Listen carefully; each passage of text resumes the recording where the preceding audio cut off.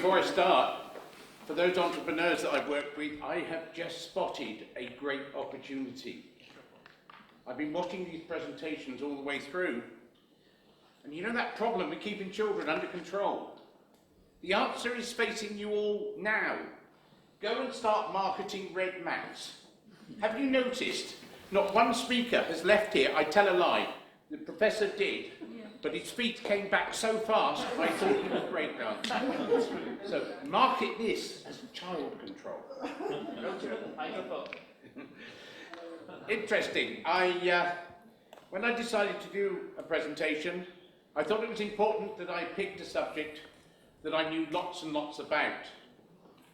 And so I decided to talk about uniqueness. The reason I talk about uniqueness is because I am totally unique. Interesting, little chitter from the audience. And that is exactly what happens every time I say that. The second thing that happens is half the audience will say, oh, he's conceited, he's arrogant. The other half of the audience will say, oh, the poor thing, he's not like us. I wonder what's wrong with him. And then the next question that follows is, so why are you unique? What makes me unique? It's none of those things on the top line that were the 3 careers I've had in my life. It's not even the 4 things in the second line which came out of the careers as sort of subsets. And it's certainly not anything to do with that weird collection of social activities that I've taken part in throughout my life. The reason that I'm unique is because we're all unique. Everyone in this room is unique. Everyone in this room is born with a totally unique set of gifts. And they develop more unique gifts. And the secret is learning to unwrap those gifts. And it's good news for the world because we live in a world which is becoming increasingly more complex. So we don't want standardized human beings. We want people that are different, people with different gifts, who are perfectly capable of taking advantage of the opportunities that now face us. Because we live in a world that is changing so fast that we can't predict what skills, what gifts we need. 3 years ago, when I came to Antalya, I used to walk around with a bunch of keys. Today, I am seriously thinking of insuring my finger. Because I don't have keys, I open my car with my finger on a button. I open my front door with a fingerprint. The cooker is a conduction, convection, whatever, induction, which has like LED panels that you whiz your finger around on an LED panel. This thing is vital.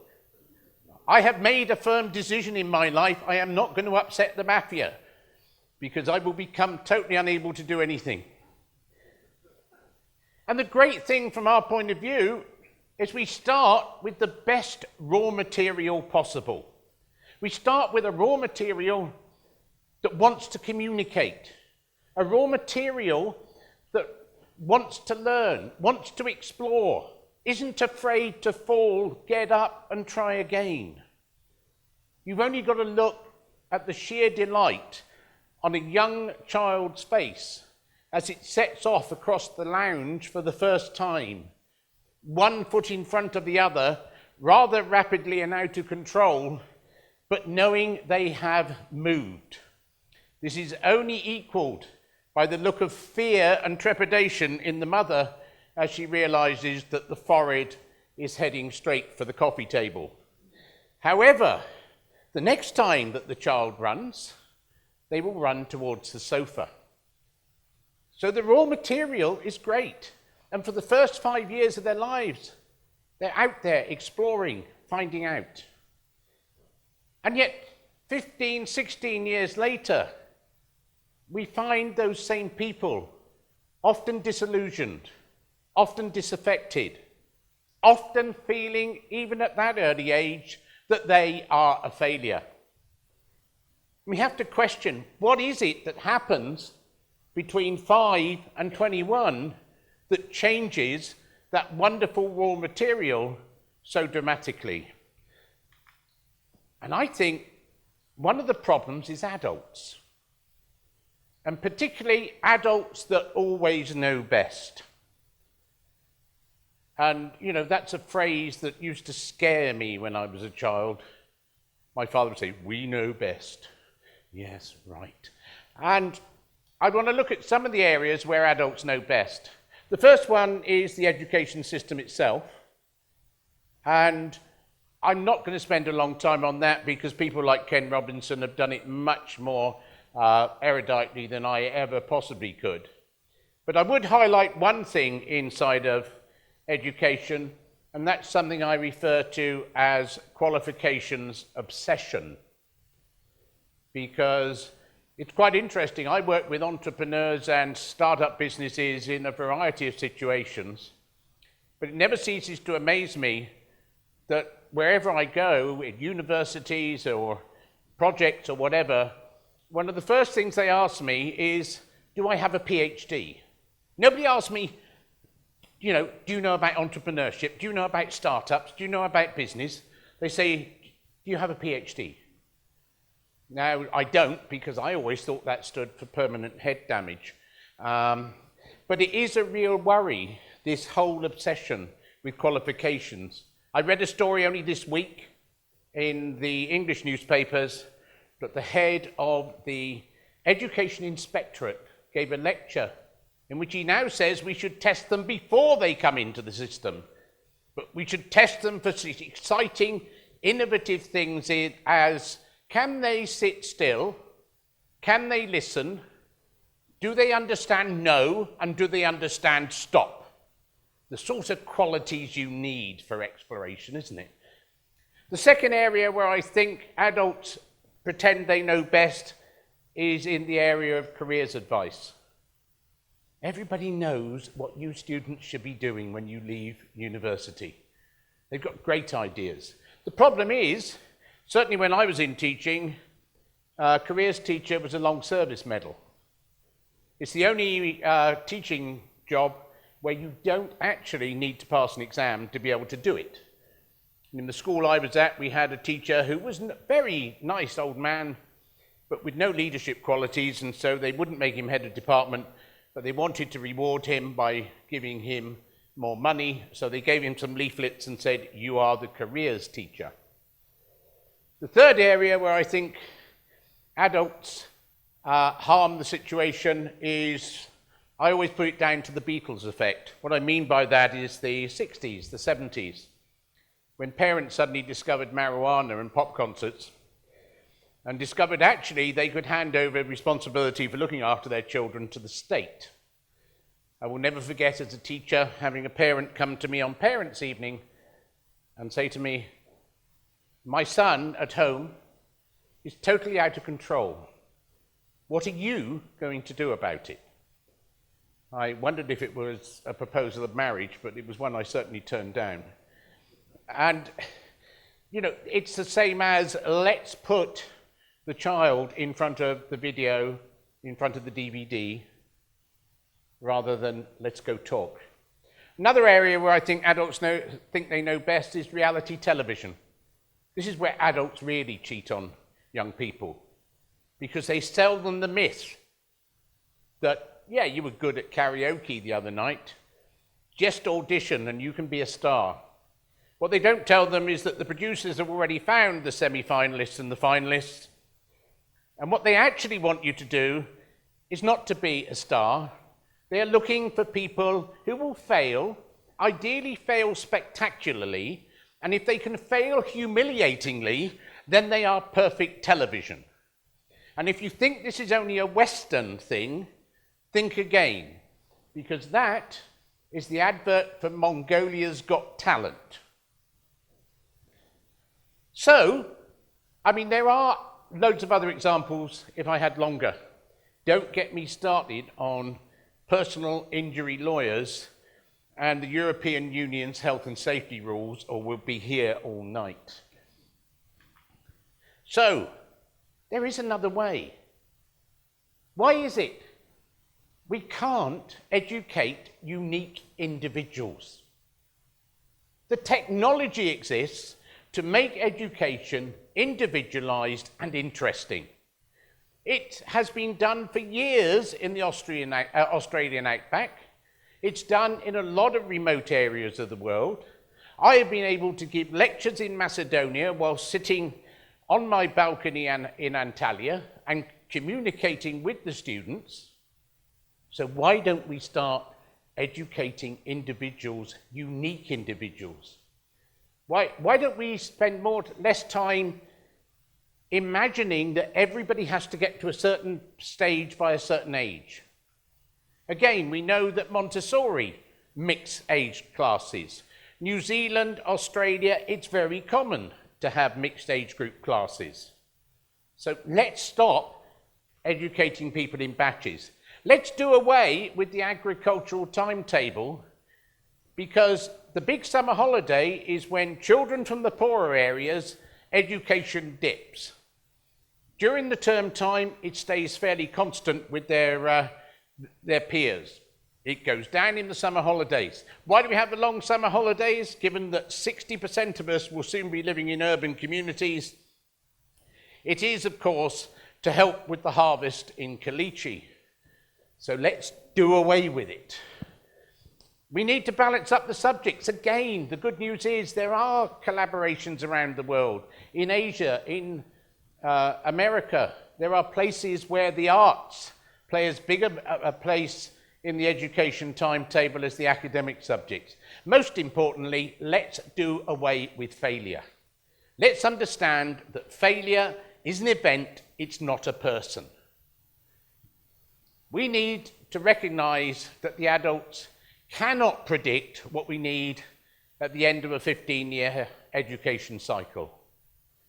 What we do know is we should be encouraging those characteristics that, regardless of what subject we need, those characteristics of innovation, creativity, etc., that will mean they can take advantage and use their gifts. Parents, take back your children, read to them every night. Do you remember, or did you even know, that your child needs 2,500 word vocabulary before they can even consider reading? And they won't get it from the same Bart Simpson DVD every night. So take them back. And the most important thing, the other way, recognizes that adults don't have all the answers. That particular photo was taken in the 12 months prior to the economic crisis. These are all of the top leaders of the world at a financial summit. And even then, they hadn't spotted it. So accept they don't know all the answers. So what does that mean for you? The first thing you've got to do is, you've got a great realization, adults don't know it all. It's a bit like finding out that Father Christmas doesn't exist. When you found that out, you accepted it and you got on with life. You've got to do the same again. You've got to say, actually, I am responsible for my life. I am the one that's got to have the dreams. I am the one that's got to make the dreams happen. This conference is all about collaboration. And yes, if we sit and wait for all those little experiments around the world to come into one big one, we're going to wait a long time. But we can individually collaborate to make sure that we reclaim our own lives. How do we do that? Very simple. We start by being creative again.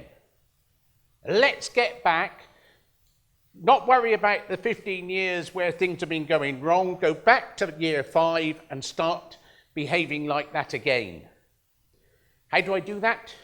There are a few things you're going to do for me when you go home tonight. The first thing you're going to do is you're going to go into the fridge, and the student's fridge is normally horrible, and grab some things. Don't get a recipe book, don't read the back of the package, and cook something. It may taste great, it may taste awful, don't care. If it tastes awful, find out why it tastes awful and make it better next time. Go home, get a piece of paper, draw an alien. I promise you, there is nobody in Antalya who can tell you you're wrong. You cannot fail to draw an alien, because nobody can tell you that your alien isn't like an alien, because nobody's seen one. So go and draw an alien. Go to a restaurant. Take something off the menu that you've never eaten before in your lives and try it. Go to the Luna Park. Try a ride that you've never ridden before, particularly the one that might frighten you. Like when my wife in the summer turned around and said, "Hey, we're going to do the Transformer ride in Universal Studios." You want a divorce, darling? No, we loved it in the end. So I'm really pleased she got me to do it. And the most important thing, get yourself a notebook. Every one of you has got one in those bags. I want you all to turn it into a failure log. I want you to write down every time you fail and what you learnt. The woman in America who came up with the body shaping software Spanx and became the youngest female billionaire in the States said her greatest inspiration was her father. And the reason her father was her greatest inspiration was that he, every Friday, would sit around dinner with her brother and say, "What did you fail at this week, and what did you learn?" And she said that meant that I lost the fear of failure. So when I started my business, the reason I succeeded was because I went to places that all the other people were afraid to go to. And I wasn't. So start a failure log with that book that they've given you. And most importantly of all, remember the bumblebee. If you go to university and you study aerodynamics, you will understand that the bumblebee is too round, wrong shape, too heavy. Its wings are too small, and it flaps them too slowly. In other words, the bumblebee cannot fly, and yet he does, for two reasons. Firstly, because he did not go to university and study aerodynamics. And the second reason was because he believed he could. And if you believe you can, that's the first step to going back and capturing your own personal life. When I started the presentation, I had the picture of the little black sheep that's followed me through this talk in amongst all of the white sheep. There is a slogan that goes with that picture. It is as follows: "You laugh at me because I'm different. I laugh at you because you're all the same." Thank you.